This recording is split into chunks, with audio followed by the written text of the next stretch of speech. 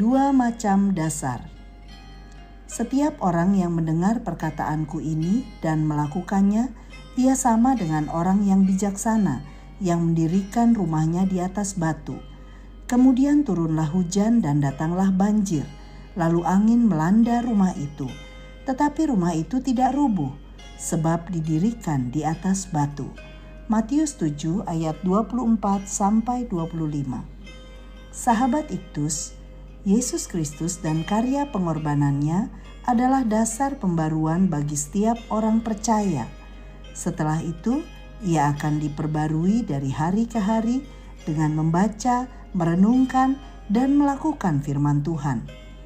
Kuasa firman Tuhan yang dapat mengubah seorang untuk menjadi semakin serupa Kristus dan memuliakan Tuhan.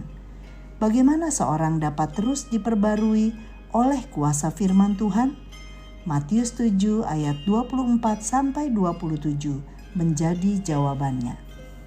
Tuhan Yesus menyampaikan perumpamaan tentang dua macam dasar terkait dengan keberadaan banyak orang yang mengaku sebagai pengikut Kristus, namun sesungguhnya Tuhan tidak mengenalnya. Ayat 23. Perumpamaan ini adalah tentang dua orang yang disebut sebagai orang yang bijaksana dan orang bodoh. Kita akan melihat perbandingan antara kedua orang ini dan bagaimana relevansinya bagi kita sebagai pengikut Kristus yang hidup pada masa kini. 1. Tujuan yang berbeda. Orang yang bijaksana adalah orang yang mendengar perkataan Tuhan dan melakukannya. Ayat 24a. Ia mendengar firman Tuhan untuk menaatinya. Sedangkan orang yang bodoh adalah orang yang mendengar perkataan Tuhan dan tidak melakukannya. Ayat 26a.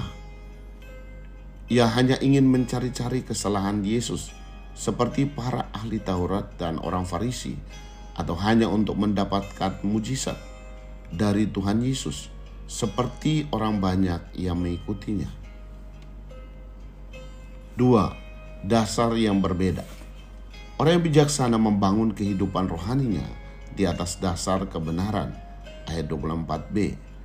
Rumah harus didirikan di atas dasar batu agar air tidak meresap dan merobohkannya. Batu adalah gambaran tentang kebenaran di dalam Yesus Kristus. Sedangkan orang yang bodoh membangunnya di atas dasar pasir. Ayat 26b. Gambaran kehidupan rohani yang dibangun di atas dasar keinginan manusia, seperti kekayaan, kedudukan, dan kekuasaan. Orang seperti ini disebut sebagai pembuat kejahatan. Ia tidak menerima bagian dalam kerajaan Allah. Ayat 23. 3. Akibat yang berbeda. Orang yang bijaksana selalu mengisi tabungan kekuatan rohaninya dengan mendengar dan melakukan firman Tuhan. Ayat 25. Ketika permasalahan terjadi di luar kendalinya, yakni hujan, banjir, dan angin melanda, ia tetap berdiri kokoh di dalam Tuhan. Sedangkan orang yang bodoh, ayat 27, hanya sekedar ingin mendapat keuntungan duniawi dari kegiatannya mengikut Tuhan. Ia menjadi rapuh, mudah frustasi, dan dapat mengalami depresi kronis ketika kesulitan melanda hidupnya.